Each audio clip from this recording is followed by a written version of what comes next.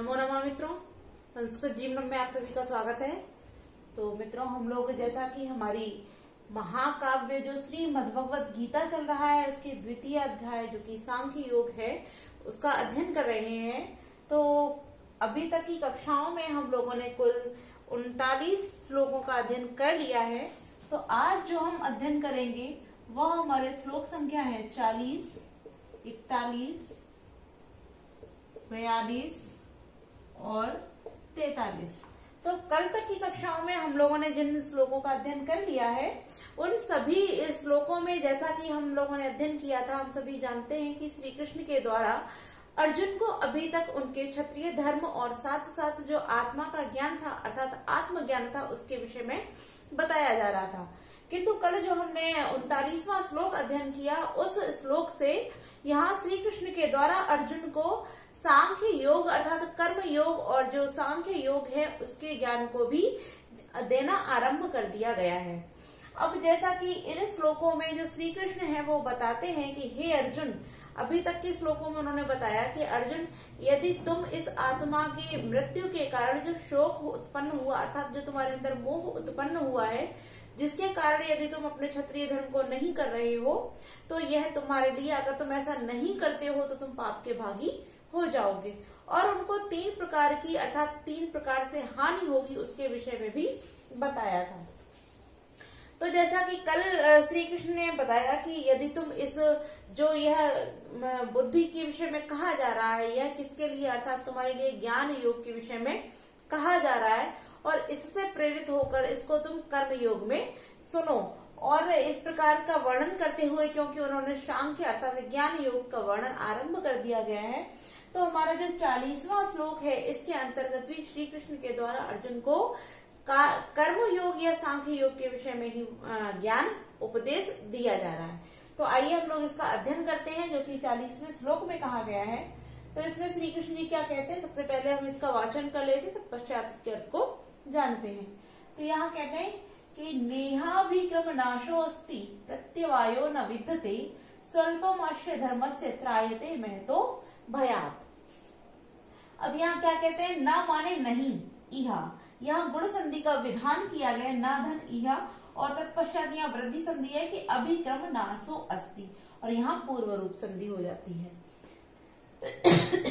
न माने नहीं, इह यहाँ जो इह शब्द लिया है वो इस ज्ञान योग के विषय में यहाँ लिया गया है कि अर्थात यहाँ जो निष्काम कर्म योग जो है, यह माने यह जो निष्काम कर्म योग, अभिक्रम अभिक्रम या आरंभ का, नासो माने नाश, अस्ति माने है,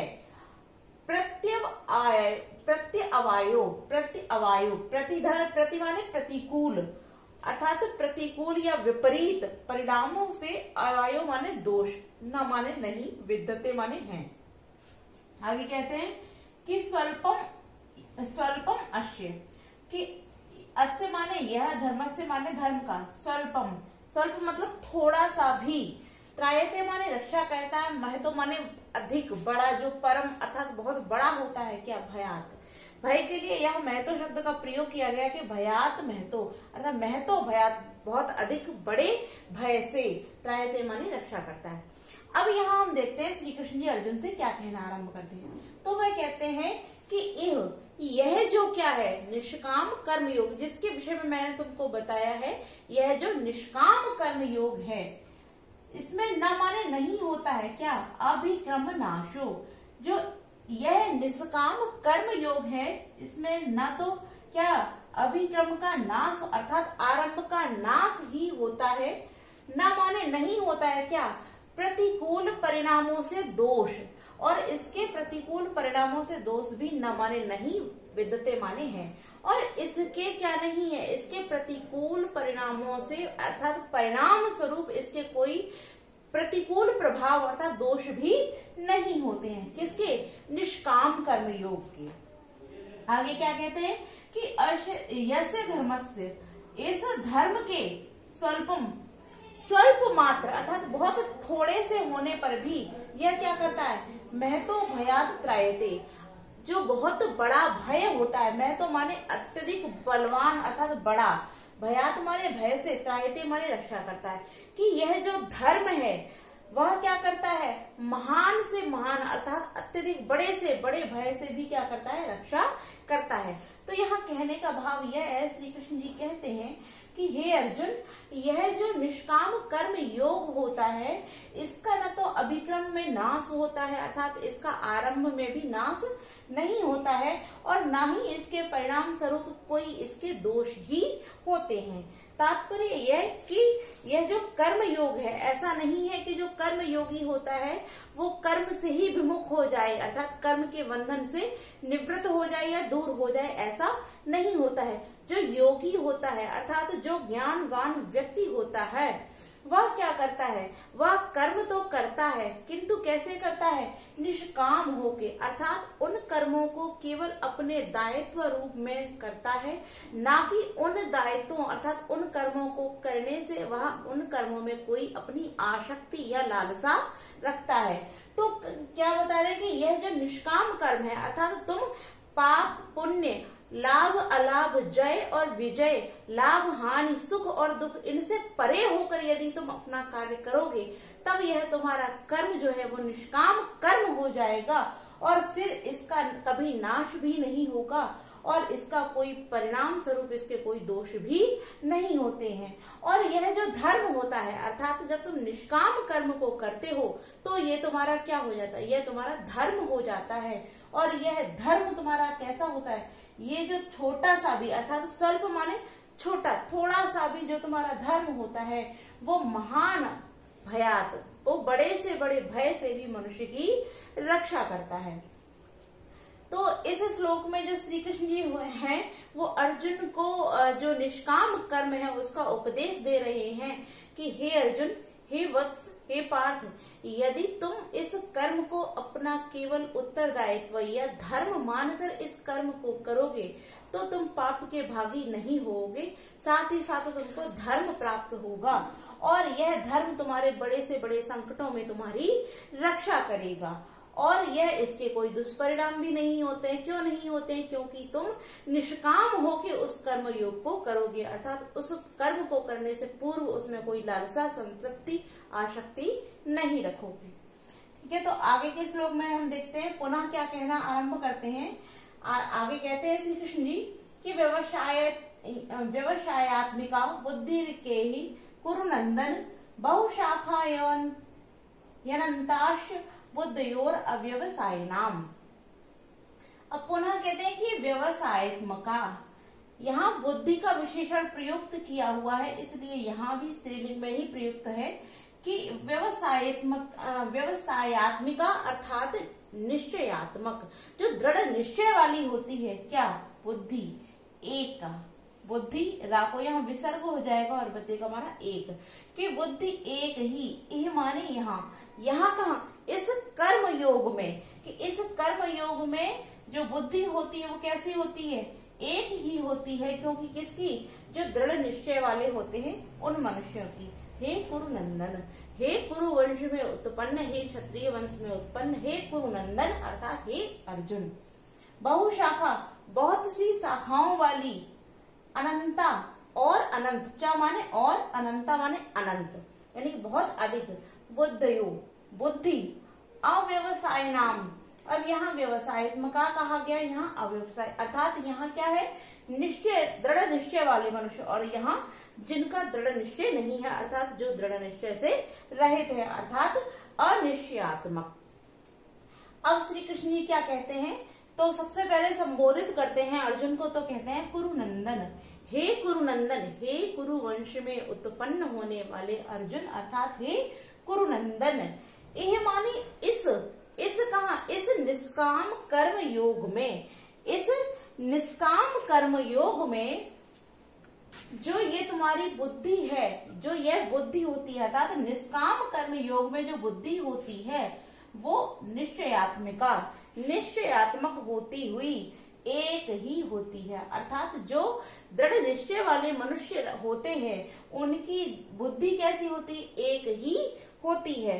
अब जैसे कि हम लोगों ने देखा है कि सांख्य योग में बुद्धि को अध्यवसाय कहा गया है, जिसका अर्थ होता है व्यवसाय अथवा निश्चय।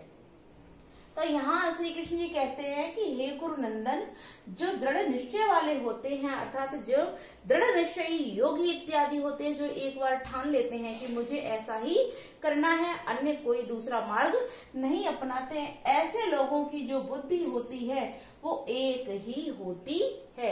अर्थात क्योंकि उन्होंने अपना दृढ़ निश्चय जो भी धारण कर लिया है वह उसको पूर्ण करते हैं। आगे क्या कहते हैं कि अव्यवसायी नाम, जो दृढ़ निश्चय से रहित होते हैं, अर्थात जो दृढ़ निश्चयी नहीं होते हैं, उनकी बुद्धियों माने उनकी बुद्धि कैसी होती है, बहुशाखा, बहुत सी शाखाओं वाली, क्या माने और, अनंता माने अनंत होती है। यानी कि उनकी जो बुद्धियां होती हैं वह एक नहीं होती हैं, वह अनेक होती हैं। जैसे आपने कभी देखा होगा, आप किसी बात के लिए कोई दृढ़ निश्चय लेना आरंभ करते हैं, सोचते हैं कि मैं ऐसा ही करूंगा, अन्य कोई कार्य नहीं करूंगा। आप जैसे कई बार पढ़ने बैठते हैं तब भी सोचते हैं कि आज से हम पढ़ना स्टार्ट करेंगे और हम अपना ध्यान इधर उधर नहीं लगाएंगे। किंतु क्या होता है, कुछ समय पश्चात जो होता है कि हम लोग कभी मोबाइल में लग जाते हैं, कभी किसी काम में लग जाते हैं, कभी गेम में लग जाते हैं इत्यादि, मतलब हम लोग घर के कामों इत्यादि बहुत सारी चीजें हो जाती हैं और हम लोग पढ़ाई को छोड़ देते हैं। तो यही बताया जा रहा है कि जो लोग दृढ़ निश्चय वाले लोग होते हैं वह एक ही बुद्धि को रखते हैं, वह अपने भावों को कहीं भी भटकने नहीं देते हैं। किंतु जो दृढ़ निश्चय नहीं होता, अर्थात जिनका दृढ़ निश्चय नहीं होता है, जो अव्यवसायी नाम होते हैं, अर्थात जो दृढ़ निश्चय से रहित होते हैं, ऐसे लोगों की जो बुद्धि होती है वो बहुत सी शाखाओं और अनंत होती है। अर्थात वो सोचते हैं कि नहीं, आज हम ये किए ले रहे हैं, कल से हम पढ़ाई आरंभ करेंगे, फिर दूसरे दिन करते हैं कि नहीं, आज हम ये करते हैं और कल से पुनः ये चीज आरंभ करेंगे। तो मतलब ये कि बहुनिश्चय, जो दृढ़ निश्चय नहीं होते हैं, उन्हीं की बुद्धि कैसी होती है, बहुत सी शाखाओं वाली और अनंत हो जाती है। ठीक है, तो आगे के श्लोकों में हम देखते हैं श्री कृष्ण क्या कहना आरंभ करते हैं। कहते हैं, याम इमाम पुष्पिताम वाचम प्रविदशन्ति विपश्चितः वेदवाद रता पार्थ नान्यद तीति वादिनः। अब यहाँ जो 42 और 43 श्लोक दिए हैं, ये दोनों संयुक्त करके ही इनका अर्थ निकलेगा, तो हम दोनों को एक साथ लेकर चलते हैं। आगे कहते हैं कि कामात्मनः स्वर्ग पराम जन्म कर्म फल प्रदाम क्रिया विशेष बहुलाम भोग ऐश्वर्यम गतिम प्रति। अब यहाँ श्री कृष्ण जी अर्जुन से यहाँ जो है वो पार्थ कहकर संबोधित करते हैं। तो पहले हम इसका अर्थ जान लेते हैं। याम माने जिस, इमाम माने इस। तो यहाँ याम माने जिस और इमाम माने इन।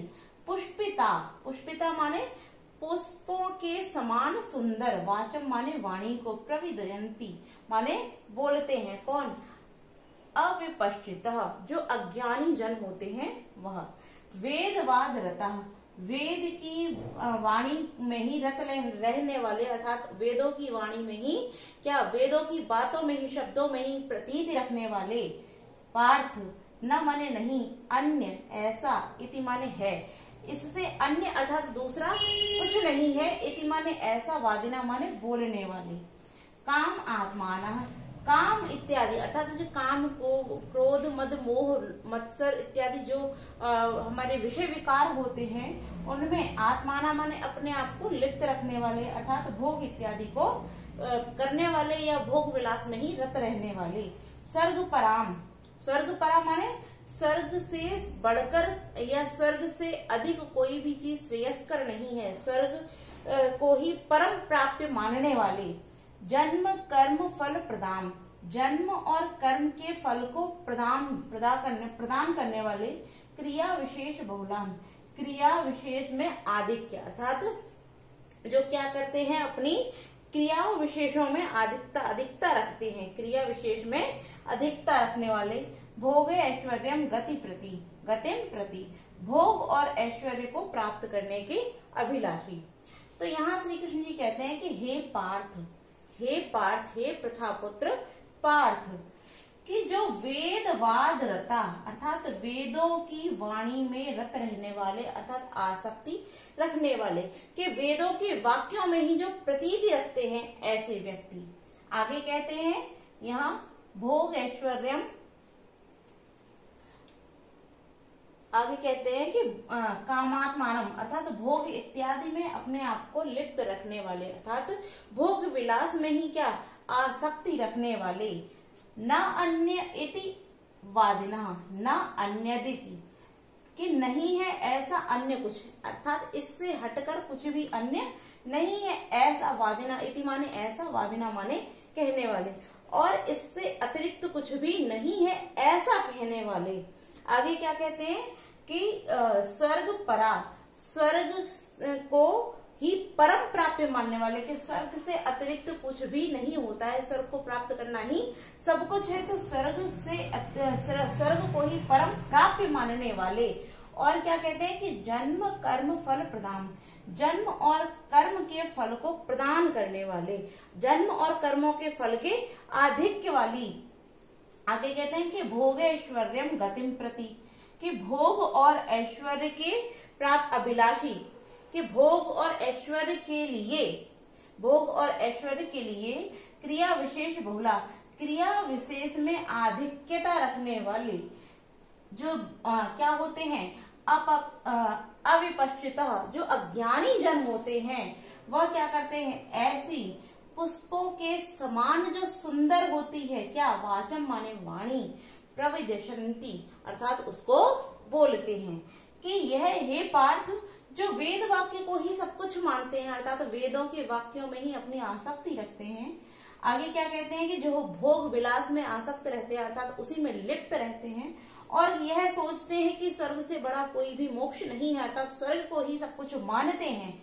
आगे क्या कहते हैं कि जो जन्म कर्म फल के प्रदान करने वाले होते हैं, अर्थात जन्म और कर्म के फलों के प्राप्ति के लिए, और क्या इससे अतिरिक्त इससे बढ़कर कुछ है ही नहीं ऐसा बोलने वाले, और भोग ऐश्वर्यों के लिए, भोग और ऐश्वर्य के लिए जो क्रिया विशेष की अधिकता रखते हैं, अर्थात जो अपने कार्य विशेष में लिप्त रहते हैं, ऐसे अज्ञानी जन क्या करते हैं इस पुष्पों के समान सुंदरवाणी, ऐसी सुंदरवाणी को बोलते हैं। तो कहने का भाव यह है, श्री कृष्ण जी यह कहते हैं कि हे अर्जुन, जो व्यक्ति अपनी जो कामनाओं को अपने अंकुश में नहीं रख पाते हैं, जो नित्य भोग विलासों में लिप्त रहते हैं और यह सोचते हैं कि मृत्यु के पश्चात हमको स्वर्ग मिल जाए, इससे अधिक कुछ भी नहीं होता है और इस संसार से अतिरिक्त कुछ अन्य है ही नहीं, और जो हम कर्म कर रहे हैं, हमने जन्म लिया है, तो जन्म और कर्म को फल प्रदान करने वाले जो होते हैं, अर्थात उसको प्राप्त करने वाले, और भोग और ऐश्वर्यों के लिए ही जो अपनी क्रिया विशेष, अर्थात जो क्रियाओं को करते हैं, जो कार्यों को करने के लिए अधिकता रखते हैं, किसके लिए, भोग और ऐश्वर्य के लिए, कि केवल अपने आप के भौतिक सुख सुविधाओं और ऐश्वर्य की प्राप्ति के लिए ही जो कर्मों को करते हैं, ऐसे अज्ञानी जन इन पुष्पों के समान सुंदर लगने वाली वाणी को बोलते हैं। कि जो लोग अपने कार्यों में ही जो, अर्थात जो इन संसार की मोह माया और संसार में जो उन्हें वस्तुएं दिख रही हैं, दिखती हैं, उन्हीं में जो लिप्त रहते हैं, ऐसे व्यक्ति सिर्फ क्या करते हैं, सिर्फ इन भोग विलासों के लिप्त रहने के लिए ही वह कैसे होते हैं, वह अज्ञानी जन होते हैं, जो इस कर्म योग, निष्काम कर्म योग को नहीं जानते हैं। वो अपनी जो क्रियाओं को करते हैं वो किस लिए करते हैं, भोग और विलास के लिए करते हैं। यदि मैं ऐसा कार्य करूंगा तो मेरे पास अधिक संपत्ति आएगी और जिससे मैं धन संपन्न हो जाऊंगा। तो उनकी जो क्रियाएं होती हैं वो भोग विलास के लिए होती हैं, और ऐसे अज्ञानी मनुष्य ही इस प्रकार की पुष्पों के समान सुंदर वाणी को बोलते हैं।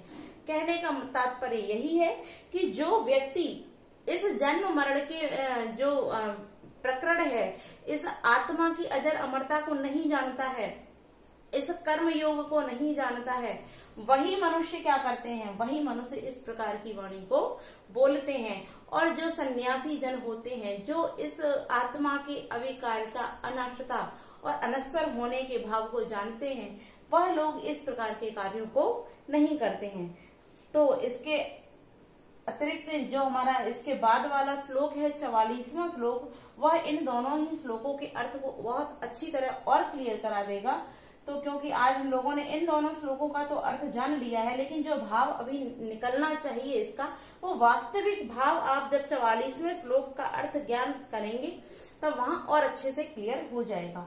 तो यही भाव है कि जिनकी बुद्धि निश्चित होती है अर्थात दृढ़ निश्चय वाली होती है, वह योगी लोग ऐसे चिकनी चुपड़ी बातों को नहीं करते हैं और वह लोग अपने कर्म अर्थात अपने निष्काम कर्म में लिप्त रहते हैं, अन्यत्र कोई भी कर्म नहीं करते हैं। वह किसी भी कर्म को करते हैं किंतु फल की इच्छा से नहीं करते हैं। और जो व्यक्ति इस प्रकार के कार्यों को करते हैं जो फल की भावना से, जो भोग और ऐश्वर्य के लिए अपनी क्रिया की विशेषता अर्थात क्रिया विशेष में बहुलता लाते हैं, अधिकता लाते हैं, वही लोग इस प्रकार की बातों को बोलते हैं। तो आज के अध्याय में, आज की जो क्लास है उसमें हम लोगों ने 40, 41, 42 और 43वें श्लोकों का अध्ययन किया है। तो आज के लिए हम इतना ही रखते हैं और कल की कक्षा में आगे के श्लोकों के साथ उपस्थित होंगे। आप सभी को वीडियो अच्छी लगी तो वीडियो को लाइक अवश्य किया कीजिए। साथ ही साथ हमारी जो 8 बजे वाली व्याकरण की कक्षा होती है आप सभी लोग उसमें और हमारी जो 8:30 पे साहित्य की कक्षा होती है, दोनों ही कक्षा में अवश्य जुड़ा कीजिए। तो आज के लिए इतना ही मित्रों, नमो नमः।